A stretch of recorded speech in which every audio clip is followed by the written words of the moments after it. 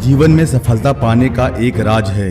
जो कुछ करना है वक्त उसका आज है। आत्मविश्वास नहीं देखता कितने तूफान हैं। तेज बारिश और तूफान में उड़ने वाला बाज है। पूरी दुनिया में पंछियों की 10,000 से भी ज्यादा प्रजातियां पाई जाती हैं। सभी के वही 2 पंजे, 2 पंख और 1 गर्दन होती है। लेकिन इन्हीं में से एक ऐसा पंछी है जिसकी एक अलग ही पहचान है, जो आसमान का सीना चीर के हजारों मीटर ऊपर 120 किलोमीटर पर आवर की रफ्तार से उड़ता है, जो खुद के कई गुना अधिक वजन के शिकार को अपने पंजों पे दबोच कर उड़ जाता है और इसीलिए उसे पंछियों का राजा कहा जाता है, जिसे हम बाज के नाम से जानते हैं। अगर आप भी इस दुनिया में एक मुकाम हासिल करना चाहते हैं तो एक बाज को बाज बनने का पूरा सफर आपको जानना बहुत जरूरी है, क्योंकि 25 से 30 की उम्र तक आने के बाद भी लोगों को रिस्क लेने से डर लगता है, लेकिन एक बाज की जीवन की शुरुआत ही रिस्क से होती है। एक बाज की उम्र लगभग 70 साल की होती है। जब वह 40 साल का होता है तब एक परेशानी उसकी जिंदगी में मौत बनकर आती है, जो आपकी परेशानियों की तुलना में बहुत बड़ी होती है, क्योंकि 40 साल की उम्र में बाज की चोंच इतनी मुड़ जाती है कि उसे शिकार निगलने में बहुत परेशानी होती है। उसके पंख भारी हो जाते हैं और छाती से चिपकने लगते हैं, जिससे उड़ना बहुत मुश्किल हो जाता है। उसके पंख लंबे और लचीले हो जाते हैं, जिससे वो शिकार को सही से नहीं पकड़ पाता। अब उस बाज के पास सिर्फ 2 रास्ते होते हैं। पहला रास्ता, वो अपनी शरीर त्याग सकता है और थक हार कर मौत को गले लगा ले। दूसरा रास्ता, गिद्ध की तरह छोड़े हुए भोजन पर निर्भर हो जाए।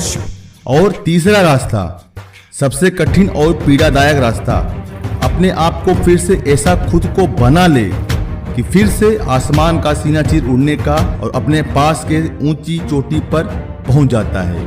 वहां जाकर अपना घोंसला बनाता है। फिर शुरू होती है परेशानियों को जड़ से उखाड़ कर आसमान में उड़ने का सफर। वह अपनी चोंच को एक पत्थर पर मार मार कर तोड़ देता है। इसके बाद वो लहूलुहान हो जाता है और वेट करता है नई जोश आने का।